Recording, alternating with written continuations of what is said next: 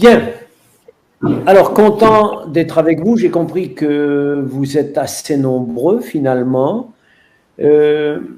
D'abord, je voudrais remercier le Seigneur de cette chance qu'il nous donne d'être ensemble. Il a réalisé pour nous un petit miracle puisque je peux être en face de vous. Quelle heure est-il exactement, si vous avez l'heure? Oui, on a une demi-heure de retard, donc on se met en route.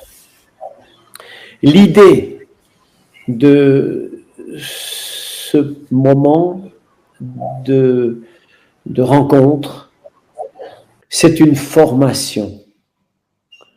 Et si vous êtes tous venus et si vous êtes là ce soir, vous avez choisi d'être là, c'est parce que quelque part, vous avez décidé de vous former. Lorsqu'on va dans une formation, pour que cette formation soit profitable, il faut 3 conditions. La première, c'est qu'on vous apporte une connaissance que vous n'aviez pas. Vous vous inscrivez et vous attendez qu'on vous donne une connaissance. C'est les 3 C nécessaires. Premièrement, la connaissance. La deuxièmement, c'est que vous puissiez adhérer à cette connaissance. C'est-à-dire que là entre une dimension de croyance. Vous écoutez ce qu'on vous apporte, vous adhérez en croyant à ce qu'on vous dit, ou sinon vous dites non, c'est pas intéressant, j'adhère pas. Si vous croyez, vous avez pris la connaissance, vous acceptez la connaissance. Ensuite, il faut que cette connaissance, vous la transformiez en mise en pratique. Ça, ce sera la 3e étape. D'accord? Maintenant, le chrétien a des choses à connaître par rapport à l'époque dans laquelle il est. Et ce dont je vais vous parler ce soir, c'est des indispensables du chrétien d'aujourd'hui.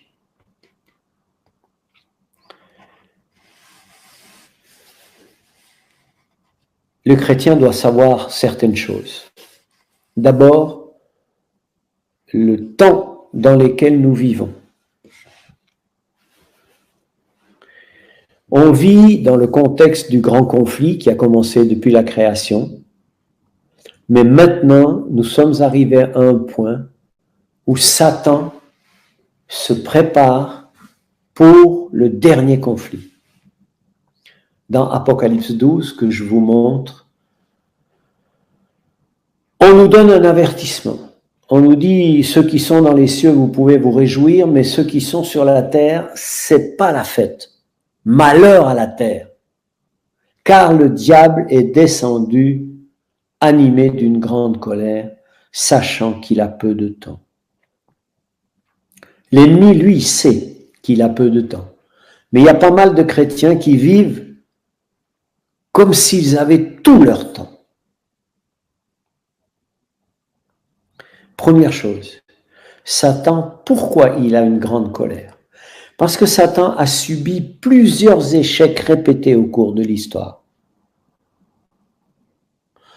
Quand on lit Apocalypse 12, on voit un dragon qui s'approche d'une femme enceinte pour dévorer son enfant.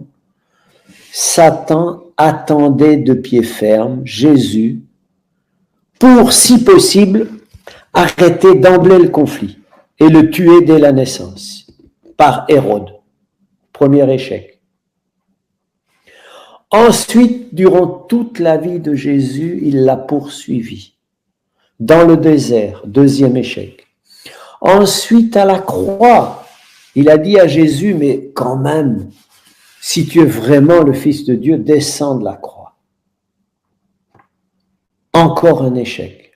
Et on nous dit qu'après ça, il a poursuivi l'Église, persécution par les Romains, persécution dans le désert du Moyen-Âge, 1260 ans de persécution, 30 millions de morts effacés de l'histoire.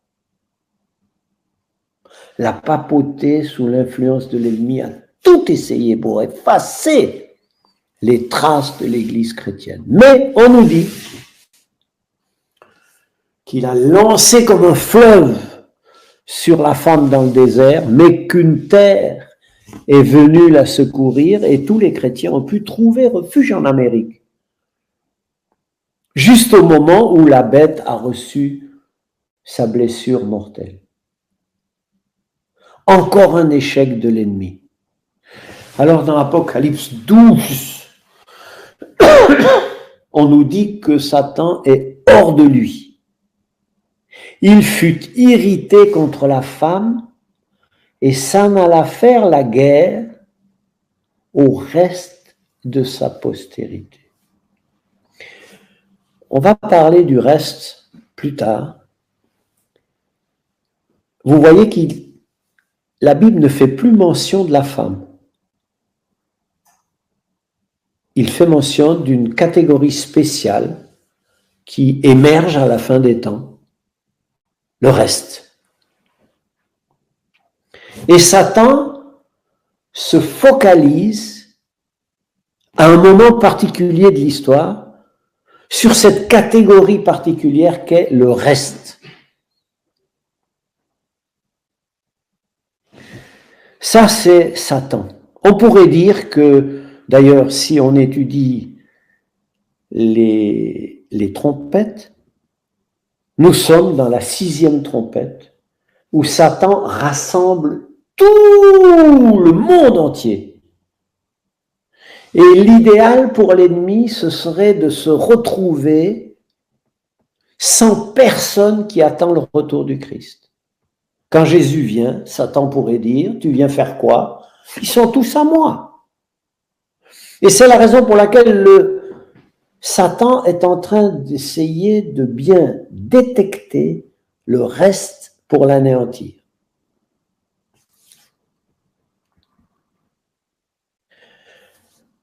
Dans le ciel aussi, on se prépare. Excusez la faute d'orthographe.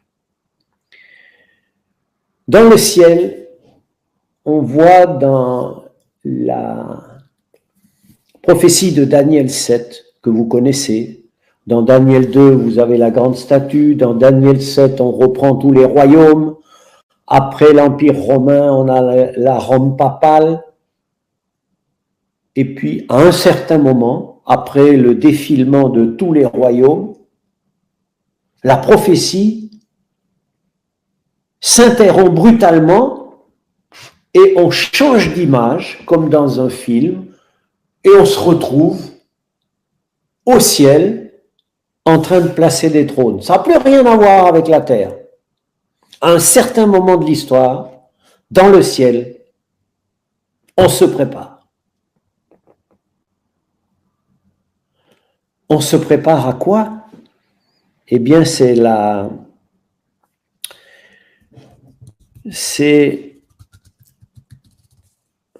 parabole du pêcheur qui, arrivé au rivage, trie ses poissons pour savoir lesquels il va rejeter à la mer et ceux qui sont des poissons qu'il peut utiliser. Jésus est en train de compléter son royaume en sachant, pour savoir qui il viendra chercher.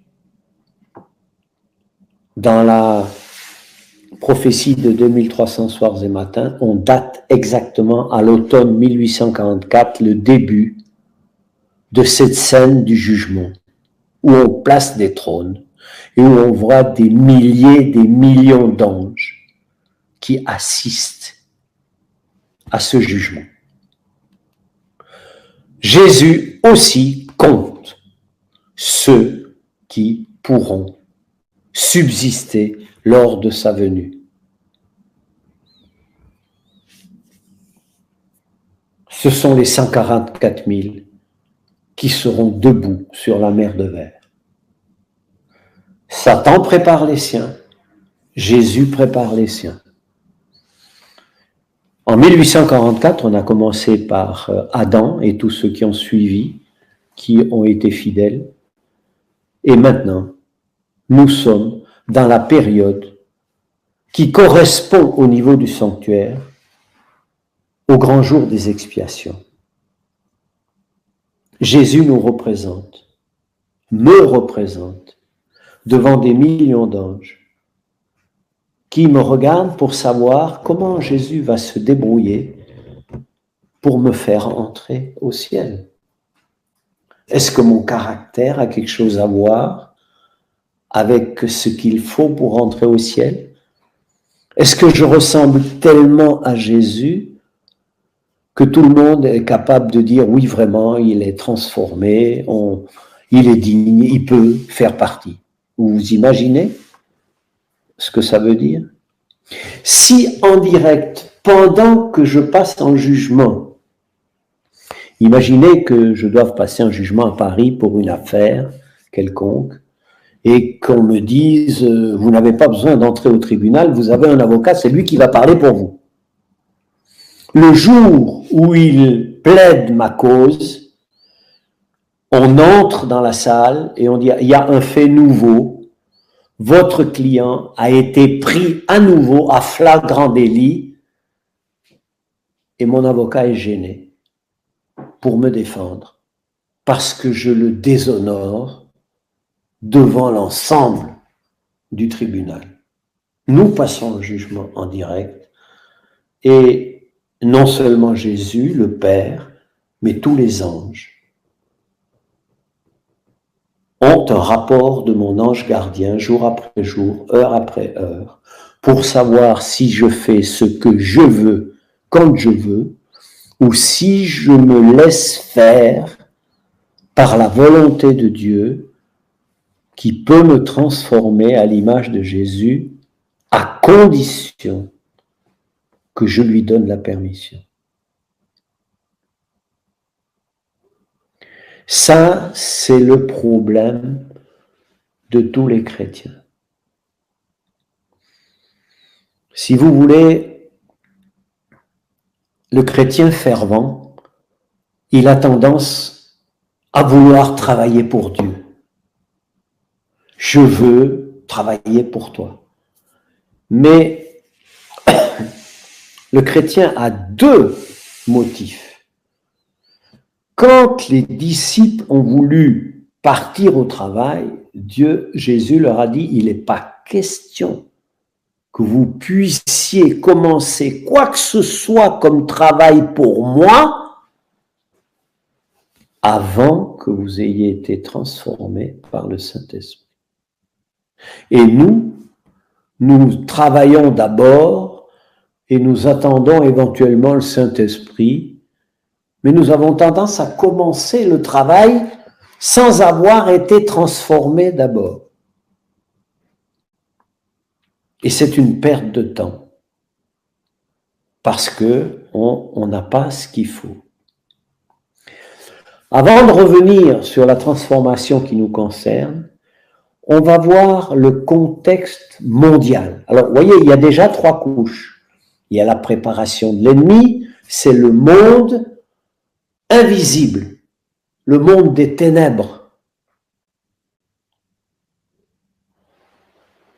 Et puis, vous avez la couche supérieure, c'est le ciel qui se prépare. Il y a aussi une histoire dans le ciel. On vit les derniers moments de l'histoire avant que la porte se ferme, que les livres se ferment et que les jeux soient faits. Et puis, il y a l'histoire de la terre. Nous, on a encore les pieds sur terre, même si on devrait avoir la tête déjà au ciel.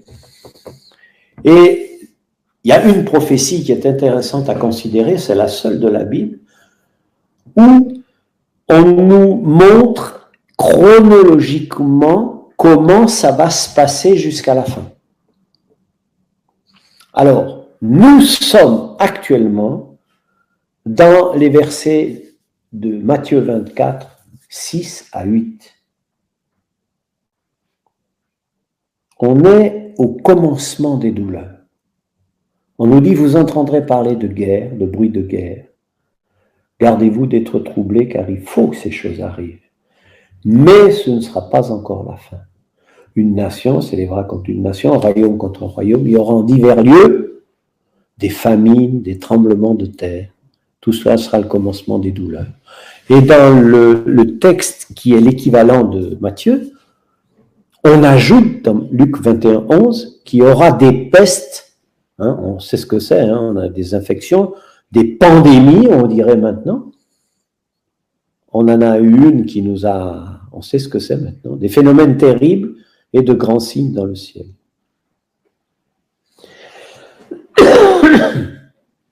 Alors, je vous montrerai plus tard ce que vous devez avoir sur votre téléphone portable. Une application Ellen G. White en français. Et vous avez les livres de Madame White en français, mais en même temps, vous avez 4 livres de méditation de Madame White. Avec Dieu chaque jour.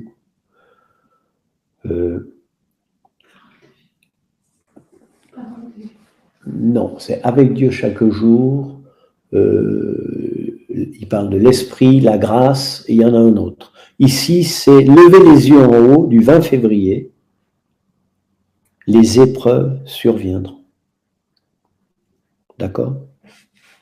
Dans le contexte mondial, on nous dit tout de suite après, dans Matthieu 24, verset 9, on nous explique que la prochaine étape, ce qui nous attend dans la suite, c'est qu'on nous amènera devant les tribunaux et que nous serons dénoncés, on se dénoncera les uns les autres et on sera en persécution.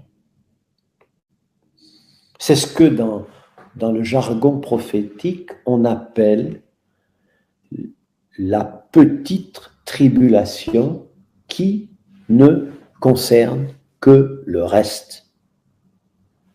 Le reste va être éprouvé avant la fin du temps de grâce. D'accord? Parce que pendant lorsque les livres sont fermés, c'est la grande tribulation en intensité. Et cette grande tribulation touche les méchants. Les justes sont protégés. Mais avant la fermeture du jugement, avant la fin du temps de grâce, il y a la petite tribulation qui va concerner le reste. Le reste. Donc, nous sommes maintenant dans cette période où nous avons devant nous un feu clignotant qui nous montre là où les événements sont pour nous chrétiens. Dieu retient les vents de la guerre pour nous permettre de lancer bientôt un dernier message. C'est le message d'Apocalypse 18. Le dernier grand cri. Nous pourrons lancer ce dernier message que ceux qui recevront le Saint-Esprit, qui l'auront demandé et qui auront demandé au Seigneur de transformer leur vie, de lui donner tout. Le mot le plus difficile à accepter dans la Bible, c'est le mot tout. Tu aimeras le Seigneur ton Dieu de tout. Tu dis, Seigneur, bon, je t'aime, mais, non, tout. Et maintenant, nous sommes à une situation, c'est tout ou rien. Et lorsqu'on regarde l'Église, vous pouvez vous imaginer qu'on n'est pas encore prêt pour avoir tout donné à Jésus et le laisser transformer tout pour qu'on lui ressemble et qu'on puisse recevoir le Saint-Esprit pour faire partie de cette troupe d'élite qui va lancer le dernier message au monde.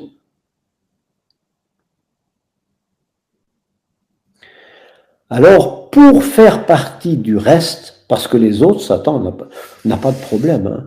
Il n'a pas de problème avec le chrétien lambda qui va faire son école du sabbat, qui paye sa dîme, qui va mollement à l'église s'il ne pleut pas, qui suit tout le monde, mais qui, ma foi, se demande qu'est-ce que Dieu attend pour ne pas être déjà venu. Il est complètement à côté de la plaque. Il n'a pas compris l'enjeu du conflit qui le concerne d'abord.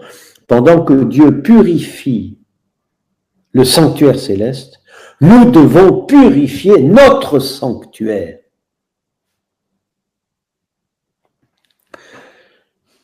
Vous savez, lorsqu'on considère le temple, dans l'histoire des hommes, il y a 3 temples. Il y a eu le temple du désert, le tabernacle, où Dieu a dit « Je veux demeurer au milieu de vous ». Et puis, il y a eu David qui a demandé à Dieu « Est-ce qu'on peut te construire un temple ?» David, on lui a dit « C'est ton fils ». Bon, Salomon a construit un temple. Et quand Salomon a voulu construire le temple,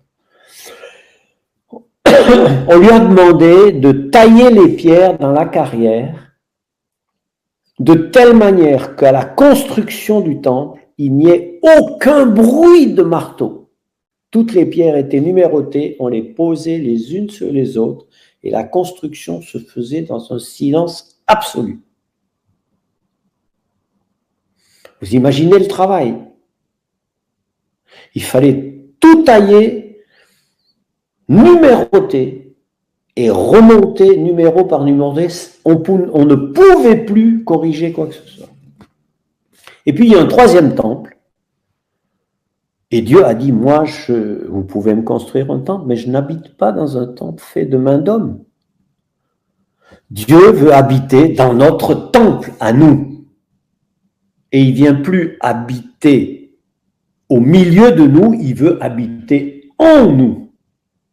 Et la carrière où Dieu taille les pierres, c'est la terre. Mais quand on arrive au ciel, il n'y a plus de bruit.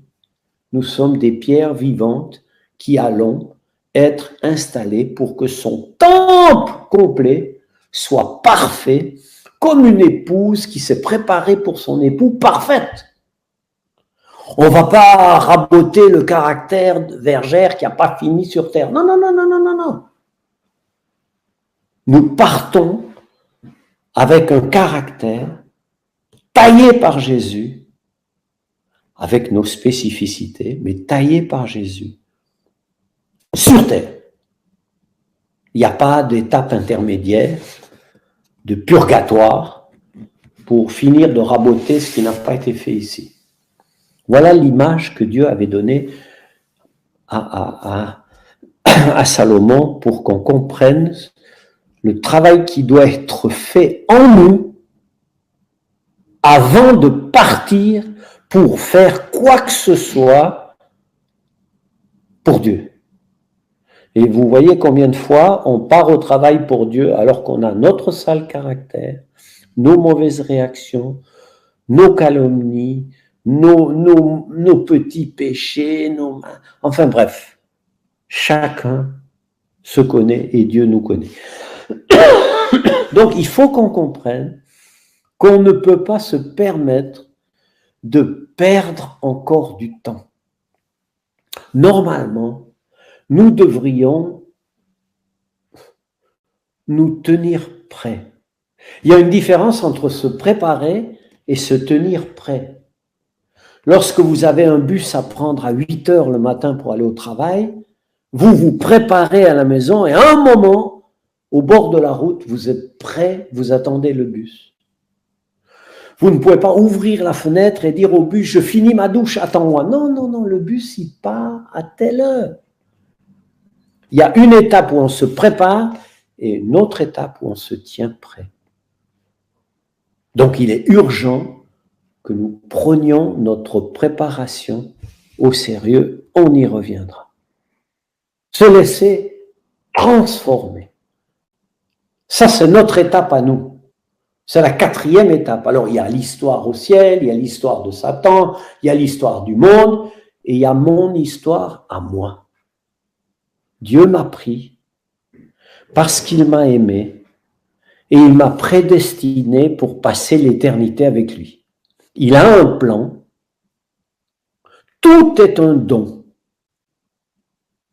Il a tout accompli en Jésus. Et nous ne pouvons pas nous transformer nous-mêmes. J'ai dit à mes enfants, quand ils partent à l'école, je leur dis, je ne vais pas vous dire d'être sages. Je sais que vous ne pouvez pas faire le bien. N'essayez pas. Mais vous pouvez demander chaque matin, comme le faisait David. Vous connaissez la prière du matin de David. Psaume 143, versets 8 à 12. Vous irez voir ça, on ne peut pas tout voir en même temps. Mais chaque matin, David ne comptait pas sur lui-même pour faire quoi que ce soit. Non pas qu'il ait atteint la perfection, comme dit l'apôtre Paul. Ce n'est pas que j'ai atteint la perfection, mais je cours vers le but. La sanctification, c'est l'œuvre de chaque jour où Dieu nous forme. Alors Dieu ne nous forme pas dans des formations théoriques comme ce soir. Dieu nous met à l'épreuve dans la pratique. Vous voyez? Alors vous êtes nerveux. Vous dites, Seigneur, il faut que je sois calme. Alors Dieu vous a envoyé quelqu'un de bien casse-pied à côté de vous pour vous permettre de vous frotter à lui et d'apprendre la patience. Il ne va pas vous envoyer quelqu'un ou il ne va pas vous laisser tout seul devant le miroir. Quand je suis tout seul chez moi, j'ai aucun problème. C'est quand il y a des gens casse-pieds autour de moi. Mon père disait, il y a la moitié du monde pour embêter l'autre moitié. Mais c'est fait exprès. Parce que Dieu, il a un plan de formation pour chacun d'entre nous. Se laisser transformer, il faut vouloir. Il y a des gens qui me disent, moi je suis comme ça. On me prend ou on me laisse. Eh bien, il n'y a aucun doute, on va le laisser. S'il ne veut pas être transformé, il n'y aura pas de transformation. Ensuite, on sera éprouvé par le feu. Le feu, c'est les expériences de la vie. Et puis, on se tient prêt.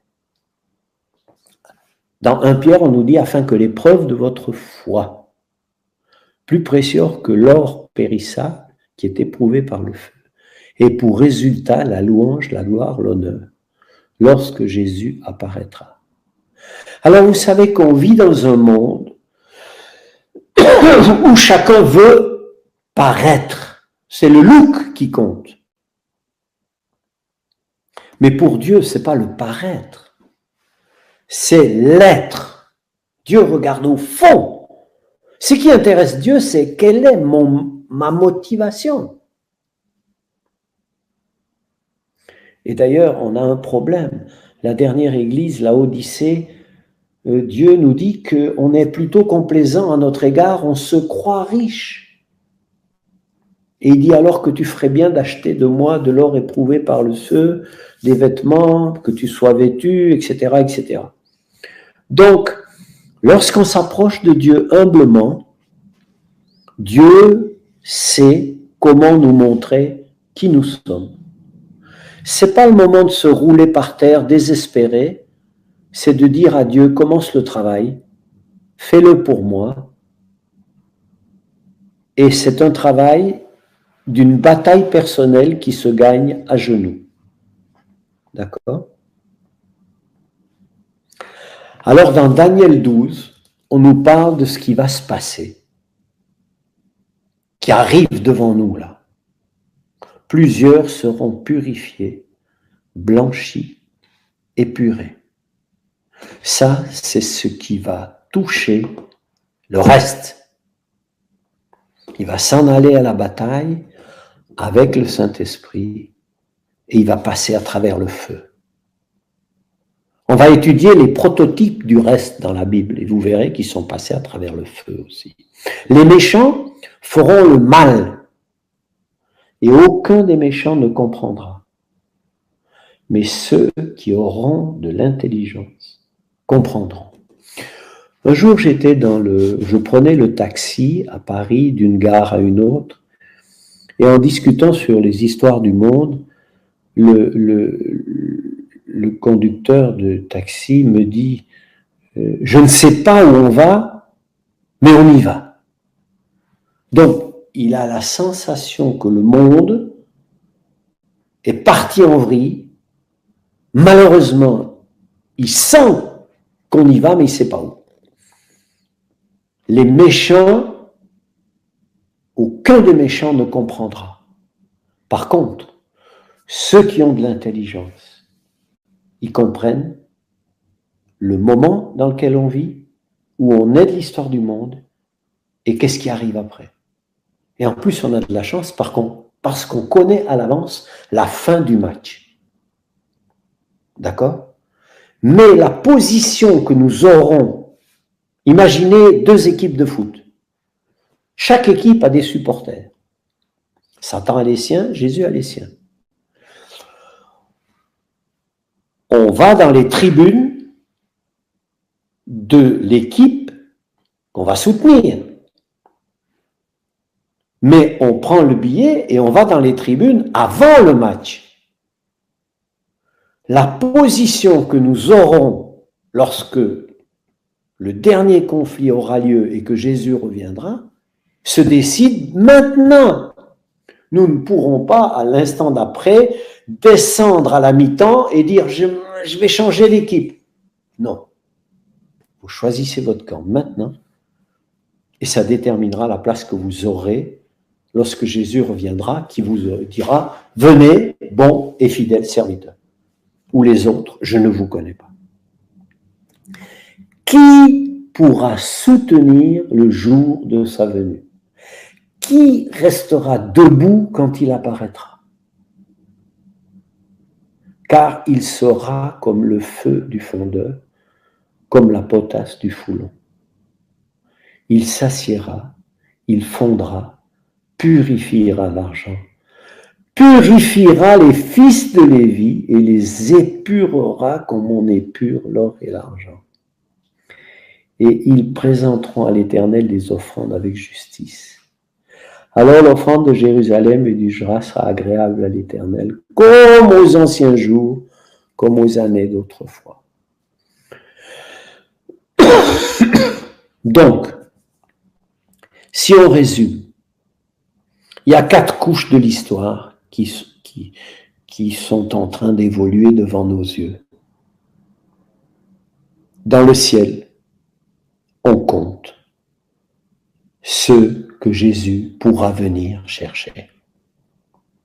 Et c'est pas une petite affaire. On juge pas les gens en gros, par groupe. Chacun passe individuellement.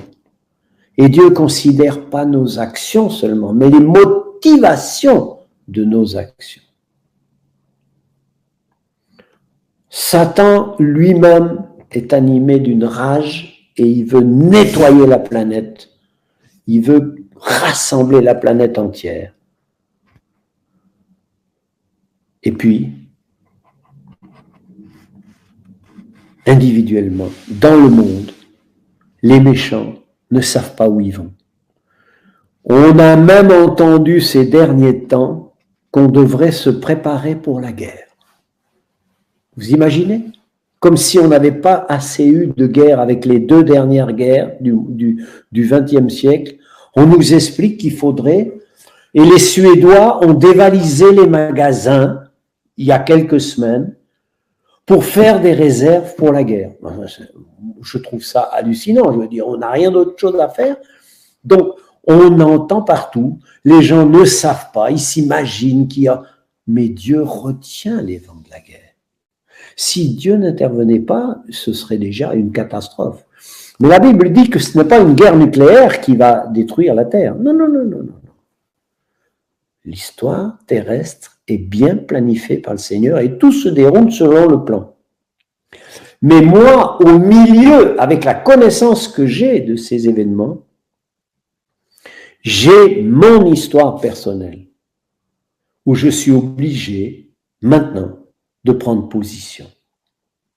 Et on a tendance à dire, Seigneur, mais depuis le temps, qu'est-ce que tu fais avant de revenir? Et Jésus nous répond, eh bien tu sais, depuis tout ce temps, je t'attends. Je t'attends. Je ne vois pas que tu aies l'intention de te laisser purifier. Tu n'as pas les qualités pour que je puisse te donner le Saint-Esprit. Tu fais tout à ta tête, comme tu veux, quand tu veux. Tu n'as pas été transformé. Je t'attends. Et si cette préparation n'a pas lieu, eh bien, on perd son temps et on n'avance pas. Si on peut me dire où on en est, on est à combien? Une demi-heure, trois quarts d'heure? Une demi-heure. Bon. Comment se fait la préparation?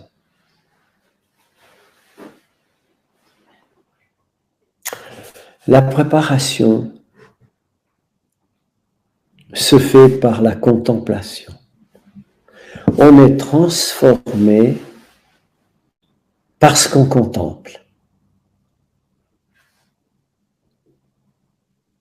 Un jour dans mon église, j'ai voulu suggérer que un chrétien, dans les moments où l'on vit actuellement, devrait mettre la télévision à la cave et passer du temps à s'instruire, à lire, à méditer.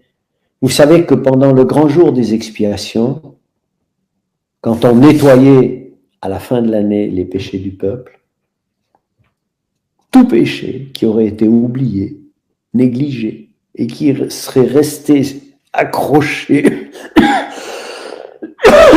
accroché au pécheur, aurait entraîné la mort.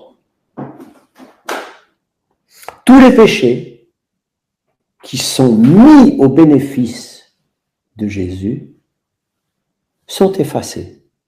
Mais tous les péchés qui ne sont pas pardonnés, qui sont gardés à la légère, eh bien, ces péchés restent accrochés à celui qui ne les a pas présentés et ça entraîne la mort. Donc nous vivons dans ce moment qui était un moment de remise en question, un moment solennel, un moment extrêmement vital pour ceux qui y passaient. Et nous trouvons une église autour de nous, et quand je dis une église, c'est pour pas dire moi-même aussi, je suis concerné à tout point, puisque je veux vouloir partager l'éternité avec Jésus qui me l'offre gratuitement. Trop souvent, je voudrais gagner le ciel sans rien perdre de la terre, si vous voulez. Et l'ennemi, si on veut bien le considérer, il a une préparation pour détourner l'esprit du chrétien qui est énorme. Nos enfants sont captivés par les écrans, non pas pour étudier la Bible, parce que tout est disponible sur le téléphone portable, mais rien de la Bible ou presque n'est sur TikTok ou tout ce que vous voulez.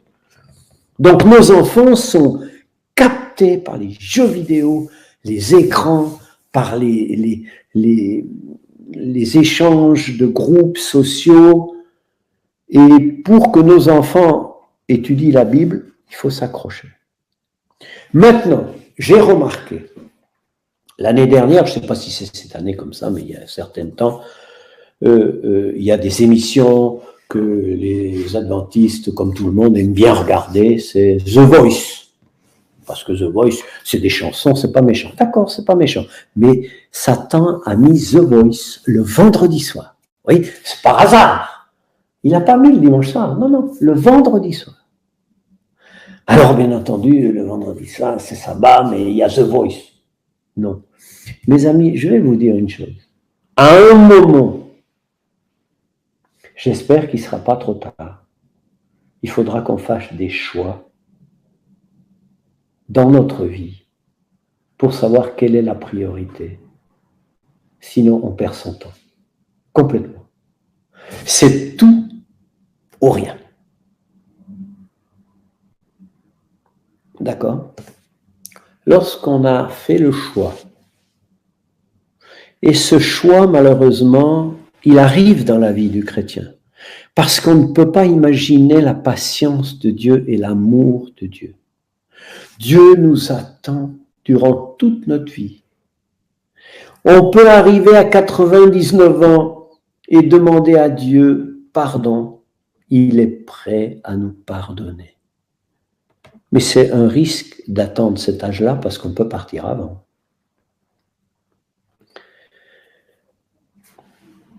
Dieu voudrait qu'on contemple son amour pour être transformé en le regardant. Chaque jour, il passe devant nous, il nous aime, il partage, il pardonne.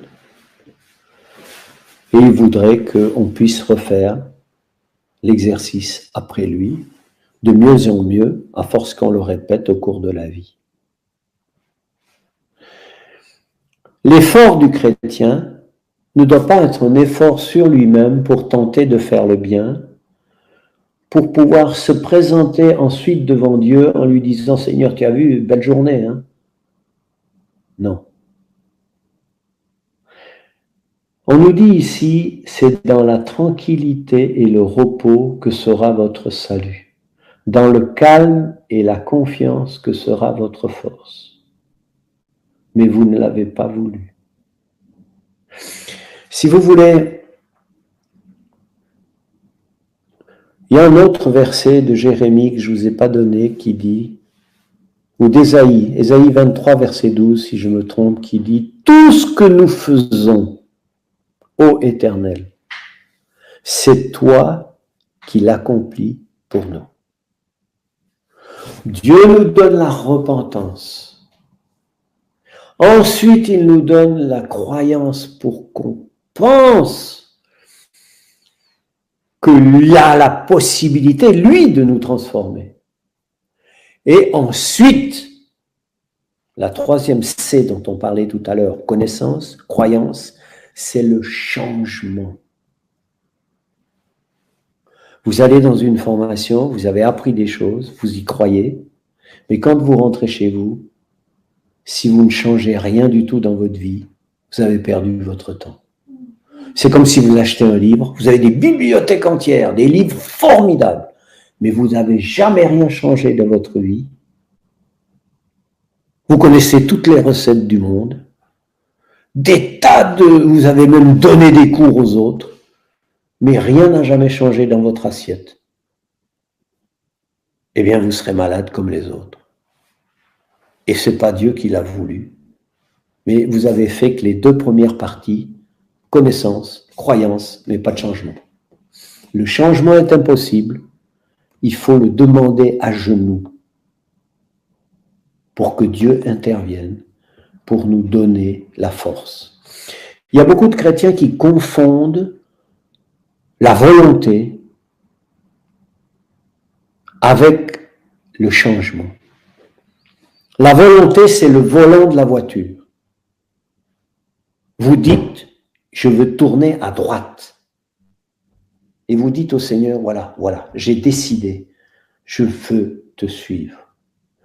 Mais attention, vous tournez le volant, mais vous n'avez pas le moteur. Vous pouvez vous amuser avec la voiture. Quand vous êtes enfant, le moteur est éteint. Le papa vous laisse monter dans la voiture. Vous pouvez dire, je décide d'aller là, je décide d'aller ici. Mais votre décision ne va rien changer dans votre vie parce que vous n'avez pas le moteur. Le moteur, c'est le Saint-Esprit qui vous permet de faire ce que vous avez décidé. Vous pouvez dire, moi j'arrête de fumer demain. Non, non, non. Vous avez une mauvaise habitude, vous dites d'accord. Là c'est tout, hein. J'arrête maintenant. Je ne m'énerve plus. Non, non. Vous avez des mauvaises habitudes? Le péché, c'est une drogue. On ne sait la puissance de cette drogue que lorsqu'on décide de s'arrêter. Tant que vous vivez en disant non, non, mais je vais m'arrêter, non, non, c'est pas un problème, je m'arrête quand je veux. Bon, essayez de vous arrêter et vous venez me voir après. Hein. Impossible. Là, vous commencez la bataille avec l'ennemi qui vous a enchaîné dans le mal et il faut une intercession du Saint-Esprit pour que vous puissiez fuir loin du mal et que résister à l'ennemi. Donc tout ce travail ne peut pas se faire devant la télévision. Impossible. La télévision, les réseaux sociaux, lorsqu'ils sont mal employés, parce que sur les réseaux sociaux, vous avez des tas de conférences extraordinaires, mais il y a tout ce qu'on veut. Mais si vous avez une porte ouverte chez vous, une fenêtre ouverte chez vous, et que quelqu'un crie quand il veut, comme il veut, ce qu'il veut chez vous, vous ne pouvez pas vous concentrer sur le travail que Dieu voudrait faire dans vos vies. Vous voulez un exemple? Facile. Vous demandez juste au Seigneur la grâce de pouvoir partager un instant le matin et le soir avec vos familles pour faire un culte de famille. Et vous verrez la bataille que ça va constituer dans vos familles. L'ennemi ne vous permet pas de le faire. Et le pire moment de la semaine où l'ennemi va vous démonter, c'est le vendredi soir. Le vendredi soir, vous aurez toujours une histoire. Et là, vous commencerez à comprendre